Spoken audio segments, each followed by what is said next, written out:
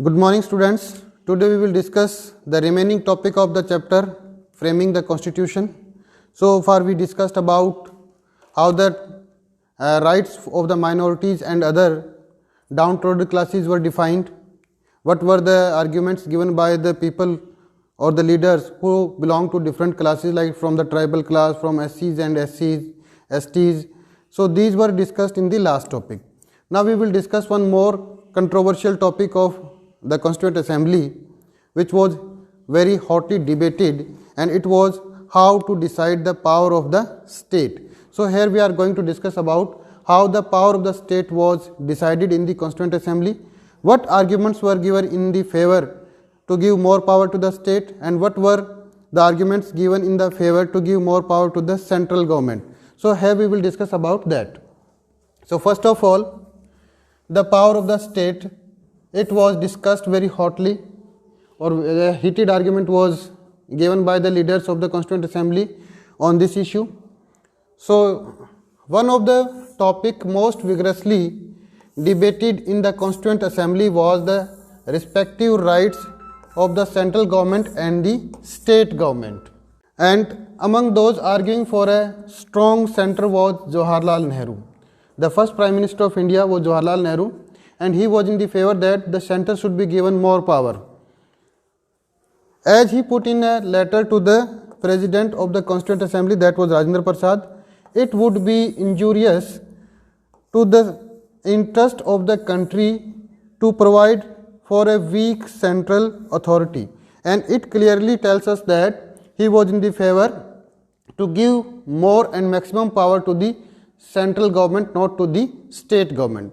And he believed that if the center would be stronger, then only it would be able to handle the state authority or the state government, and the country will be more secure. So what other arguments was given by him and other leaders, that we will discuss.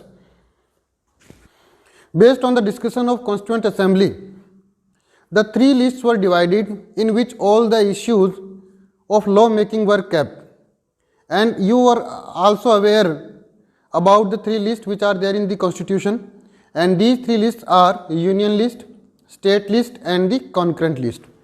In union list, the topics or the issues which are related to the central government, they are kept. On these issues, the central government can frame the laws. State list is that list in which the topics or the issues related to the state governments are kept, and the state government can frame the laws on those issues. Concurrent list was that list in which the law can be passed by the state as well as the central government. Like the education is a part of concurrent list, defense is a part of union list, and police is a part of state list. The draft of constitution provided for three lists of subject, that is union, state, and the concurrent list that we have discussed. The subjects in the first list were to be the preserve of the central government, while those in the second list were vested with the state government. As far as the third list, here central state shared responsibilities, that is the education. So on education, both the state government as well as the central government both can frame the laws. Besides, Article 356 gives the central government the power to take over a state administration on the recommendation of the governor. So governor, who is in each and every state, if he recommends that in so and so state the law and order situation is not up to the mark, then he can recommend for the presidential rule in that state. In this way, under Article 356, the union government can overthrow the state government and can impose the presidential rule. So that is also an extra power which was given to the central government. And in the past, many state governments were removed from the power by the central government by using the Article 356. Now we will discuss what should be the source of revenue for the state as well as the central government, because if they want to run the government, then they needed some financial resources. So the financial resources were allotted to the different government, that is the union government and the central government. So here we will discuss about that. The constitution also mandated for a complex system of fiscal federalism. In the case of some taxes, for instance, custom duties and company taxes, the center retained all the proceeds. In other cases, such as the income tax and the excise duties, it shared them with the state. So there are some sources from the revenue can only be collected by the central government, but there are certain departments or certain categories from where the revenue could be collected by the state as well as the central government, and there should be a shared responsibility between the state and the center, and they divide their revenue. Like right now there are taxes, like we talk about the GST. So there are two categories in GST also, CGST and SGST, Central Goods and Service Tax and State Goods and Service Tax. The Central Goods and Service Tax goes to the central government, so that is a source of income for the central government. And SGST, State Goods and Service Tax, that is a source of revenue for the state government. So that is a shared responsibility for both the government. In still other cases, for instance, estate duties, that is the revenue which is collected from the land that has been assigned to the state only, means revenue from the land like the property tax that can only be collected by the state government, so that state government can run its expenditure from that revenue. The states meanwhile could levy and collect certain other taxes on their own. These include land tax, property tax, sale tax, and hugely profitable tax on the bottled liquor. Means on the liquor a lot of taxes are imposed, and that is imposed by the state, and it is also a major source of the income of the state government. Now, what were the arguments given by different leaders? And some leaders were also against giving immense power to the central government, and they wanted that more power should be given to the state government. So who were these leaders and what were their arguments, that we will discuss here. The center is likely to break. So one leader whose name was K. Santhanam, and he was from Madras. He says that there is almost an obsession that by adding all kind of power to the center, we can make it strong. So the leaders who were in favor that maximum power should be given to the central government, they were criticized by the K. Santhanam of Madras, and he believed that this is mere an obsession, and by giving more power to the center is not going to be stronger, rather it could be broken. This was a misconception, said Santhanam. If the center was overburdened with responsibilities, it could not function effectively. If maximum responsibilities of governance is given to the central government, so it will be overloaded, it will be overburdened, and it will not be able to handle all these responsibilities, so it will be overburdened. By relieving it of some of its function and transferring them to the state, the center could in fact be made stronger. So according to K. Santhanam, if the power which is given to the central government, they are given to the state government, some power is given to the state government. In this way, the central government could be relieved from the overburden and it could function more effectively. So it was the opinion of K. Santhanam. As for the state, Santhanam felt that the proposal of the allocation of power would cripple them. In his opinion, if the maximum revenue sources are given to the center, that would shatter the economy of the state, and if the state would not have enough resources, how it would be able to give the basic facilities to its people in the state. As a result, he believed that there should be the allocation of the resources to the state also, and all the taxes should not be given to the center itself. The fiscal provisions would impoverish the provinces, since most taxes except land revenue had been made the preserve of the center. He believed that only the land revenue taxes were given to the state and maximum taxes has been given to the center. As a result, the center would become more rich, but the state's economy would be impoverished, and a poor state would not be able to run its economy, as well as it would not be able to provide the basic amenities to its people. So he believed that more resources should also be given to the state government, and there should be a justified distribution of the resources of revenue between the state as well as the central government. Again, we will also read about the argument of the K. Santhanam and other leaders who advocated that the state should be given more power. So the heading is the same, the center is likely to break. I do not want any constitution in which the unit has to come to the center and say, I cannot educate my people, I cannot give sanitary condition to the people, give me a dole for the improvement of roads and industries. So he believed that if maximum revenue sources are with the center, the income of the center would be generated, but the state would be impoverished.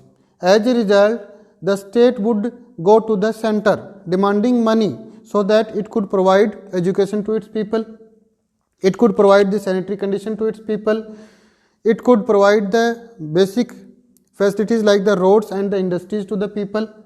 So the state would be a beggar in this way, and it would beg for everything from the central government. So that situation should be avoided according to the K. Santhanam.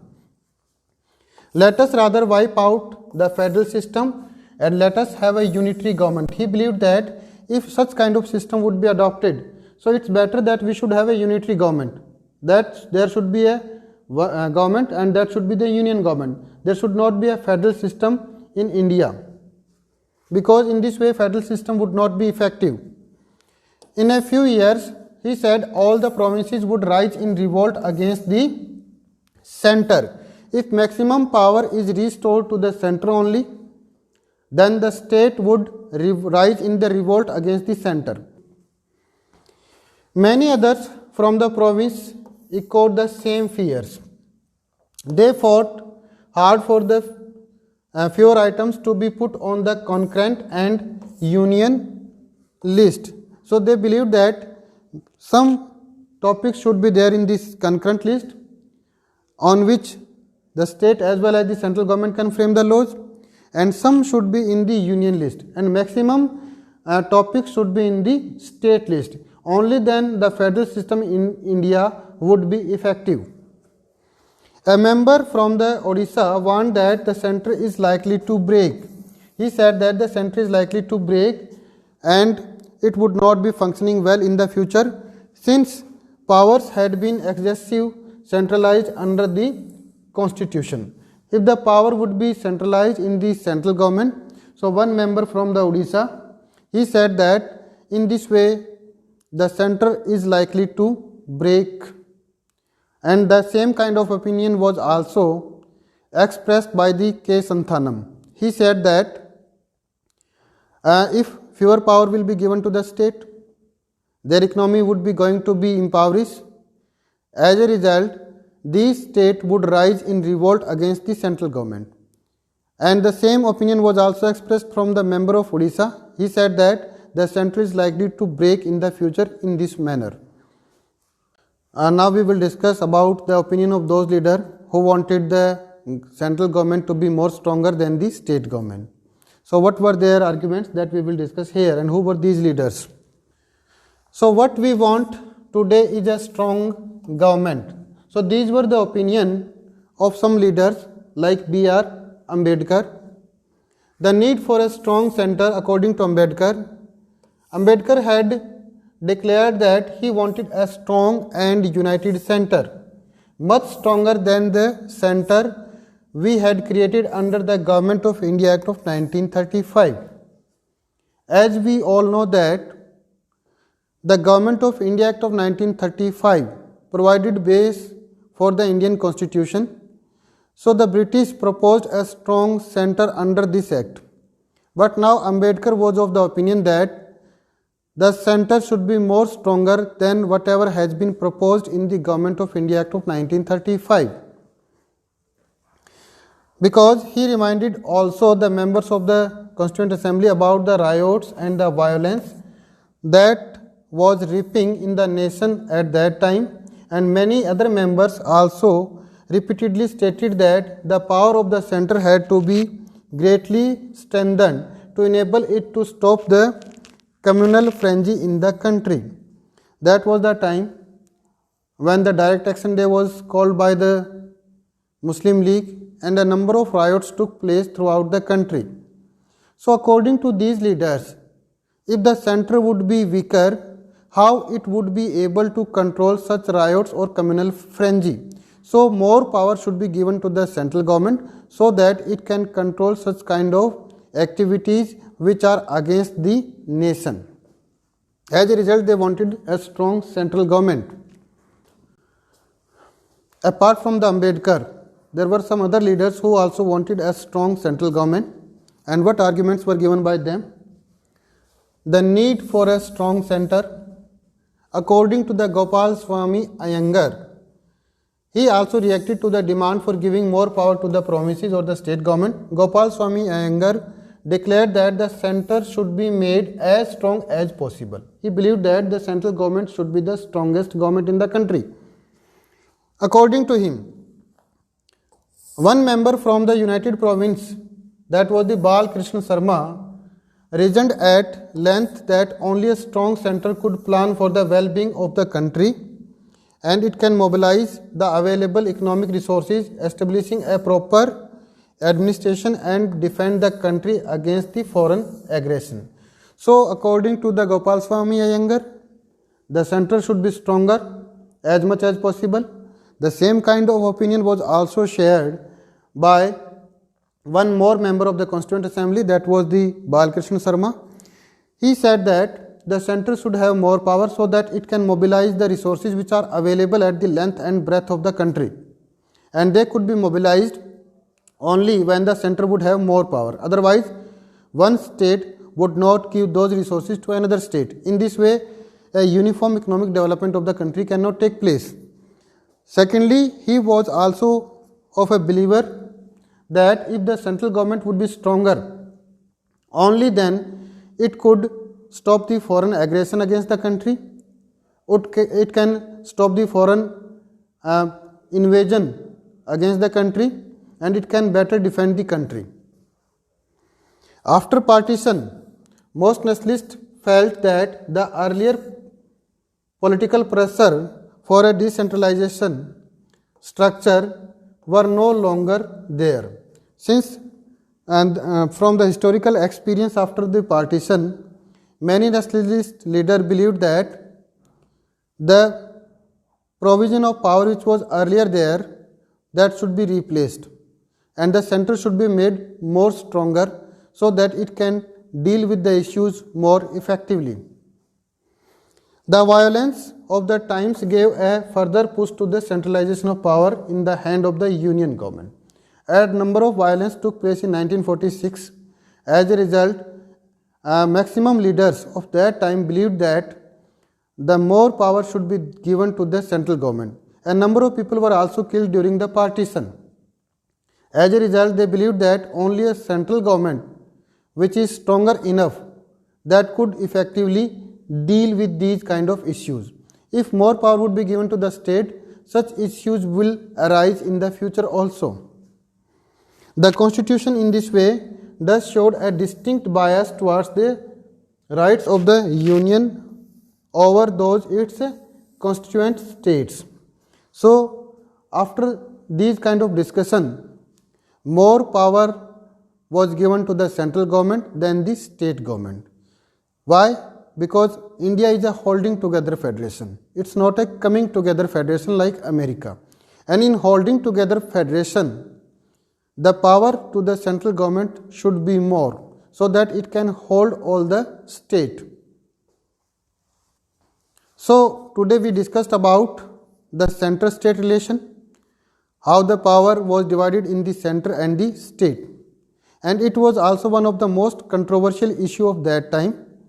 But after a lot of discussion, heated arguments, the conclusion was that the center was given more power a little more power than the state, and the resources of revenue was also given to the state, and there was a justified distribution of the resources or the source of income between the state as well as the central government.